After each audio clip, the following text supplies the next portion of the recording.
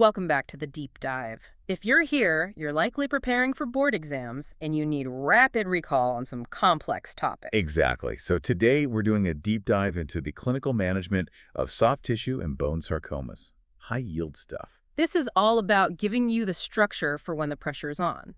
So before we jump in, a quick note. If you find this revision format useful, please take a second to rate this deep dive. And remember, the premium subscription is where you'll find our detailed journal club and clinical case episodes. And that's what provides the crucial context for applying all this, core material. Okay, let's get right into it. The absolute fundamentals. For plastics, for orthopedics, how do we actually define soft tissue? Right. So soft tissue is essentially all non-epithelial extraskeletal tissue. Your muscle, fat, Yeah. that sort of thing. Exactly. Muscle, fat, fibrous tissue, vessels.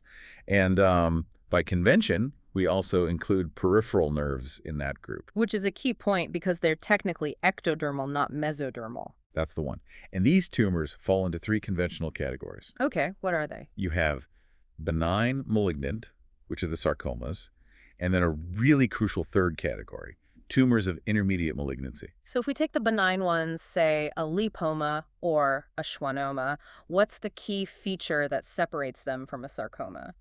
The benign tumors, they're not locally invasive. That's the main Yeah. thing. They might recur, but it's pretty rare. Whereas sarcomas, Sarcomas are the opposite.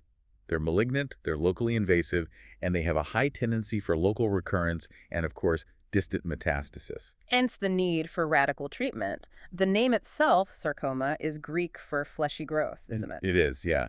It really reflects that aggressive nature. Okay, let's talk about the clinical encounter. The patient with a lump.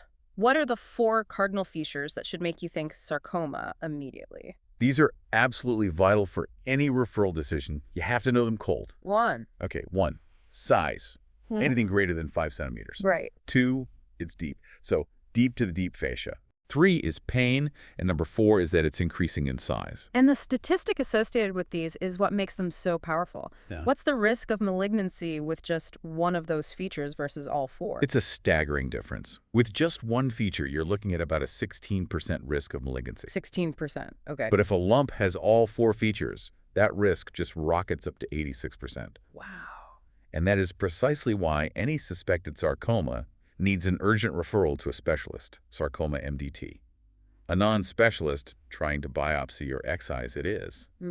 Well, it's the biggest cause of inadequate surgery and treatment delay. It just upstages the patient, potentially. It really can. Let's shift to etiology.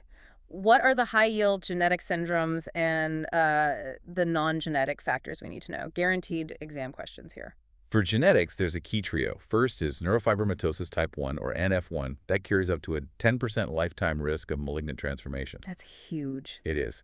Then you have Liefeld-Mini syndrome, which is that germline P53 mutation, and Gardner syndrome, which we link with desmoid tumors. And outside of genetics, environmental factors. Top of the list is radiation, often post-treatment for another cancer. Yeah. Then you have chemical exposures, things like phenoxyacid herbicides agent, orange and arsenic. What about chronic conditions? Yes. Chronic lymphedema is a big one. That's associated with lymphangiosarcoma. Also chronic burn scars.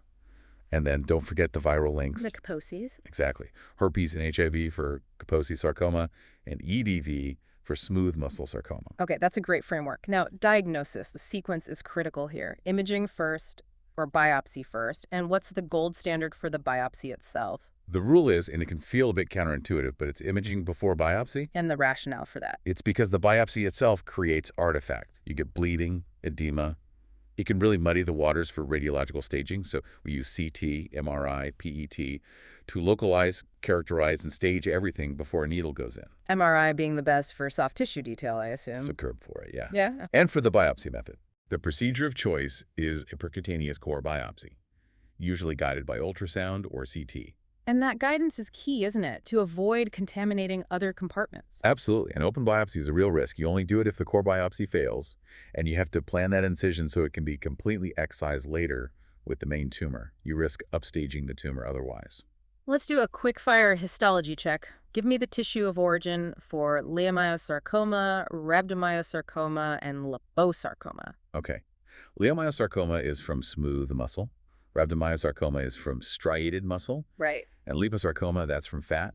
We also have MPNST from nerve sheaths and synovial sarcoma. And for UK-based exams, what are the three most common soft tissue sarcomas? So the most common is malignant fibrous histiocytoma, or MFH, though we now tend to call it pleomorphic undifferentiated sarcoma. It's about 28%. Yeah. Then leiomyosarcoma at 15% and leiomyosarcoma at 12%. It's also worth remembering that specific variant of MPNST, the malignant Triton tumor. The one with rhabdomyosarcomatous differentiation. That's the one. Okay, let's move into surgical management. This really hinges on understanding the tumor's biology. Explain the pseudocapsule. Why is shilling out a sarcoma a surgical sin? It's a classic trap. Sarcomas grow by pushing surrounding tissue away, which creates this compressed, reactive zone that looks like a capsule, but it isn't. It's the pseudocapsule. Exactly.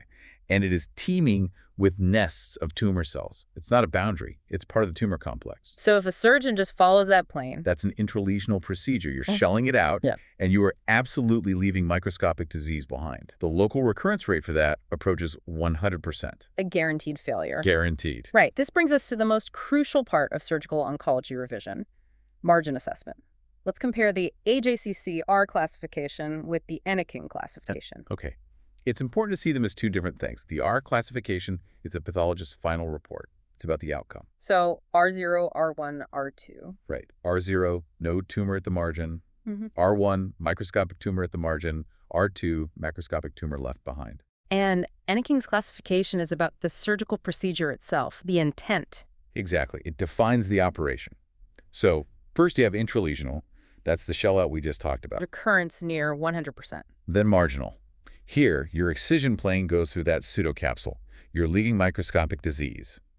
Recurrence is still incredibly high, 40 to 60%. Not good enough. So we get to wide. Wide excision.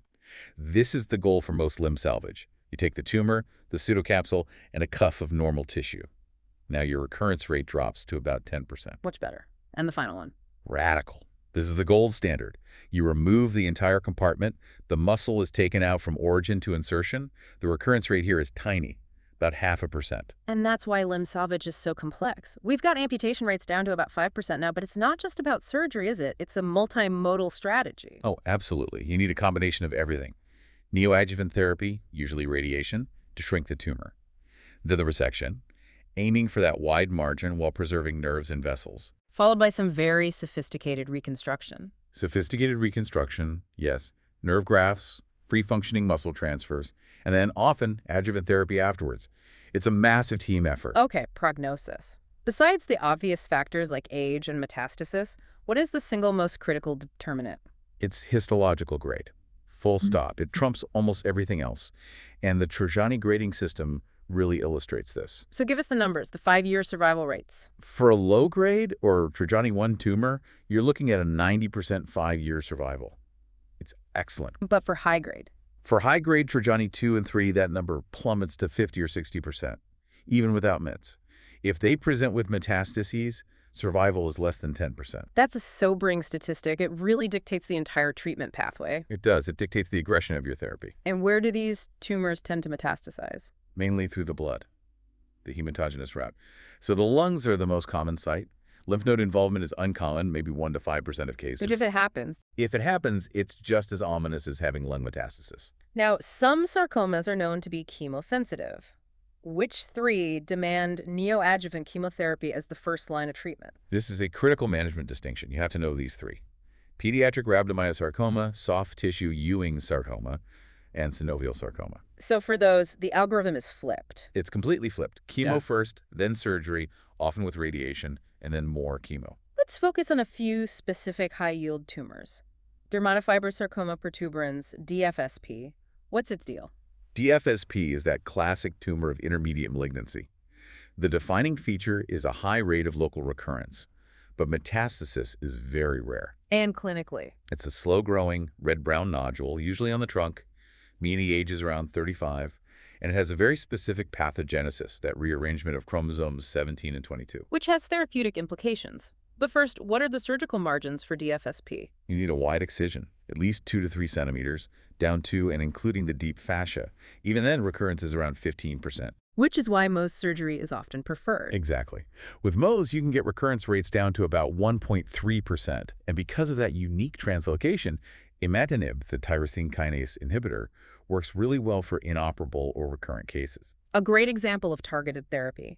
Now, for a real conceptual test, contrast MFH, or PUS, with its superficial cousin, atypical fibroxanthoma AFX. Ah, yes. The great mimicker. So, deep MFH is an aggressive, nasty tumor of the elderly, deep in the thigh or retroperitoneum. 30% will develop distant mets. And AFX. AFX is the superficial version, usually on the sun-damaged head and neck of older patients. And here's the trap. The histology. The histology. Under microscope, AFX can look just as aggressive and poorly differentiated as a deep, lethal MFH. But the clinical behavior is completely different. Totally different. The prognosis for AFX is usually excellent. It rarely recurs after a simple wide excision. It's a perfect example of why clinical context is king. To wrap up, let's briefly touch on bone sarcomas. What are the 3 most common types, and what are some of the advanced reconstruction techniques used? The big 3 are osteosarcoma, Ewing sarcoma, and chondrosarcoma. They're all managed in specialist centers, almost always with neoadjuvant therapy first.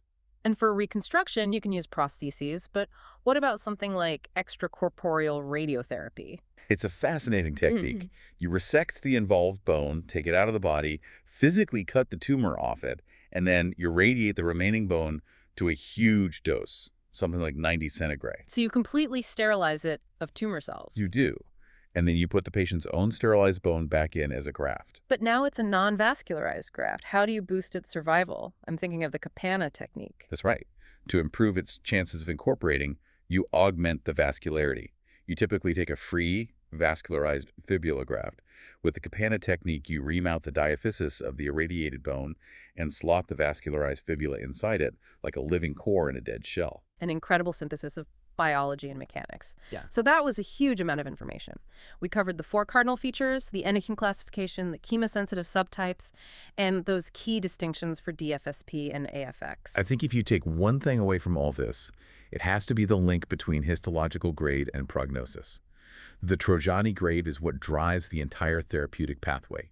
It tells you how aggressive you need to be from the initial surgery all the way to considering things like pulmonary metastatectomy. Absolutely. So to make this stick, take a moment right now and think through a scenario. A patient with a high-grade, large sarcoma. How do you use Enneking's classification to justify a radical excision over a marginal one? What does that mean for reconstruction?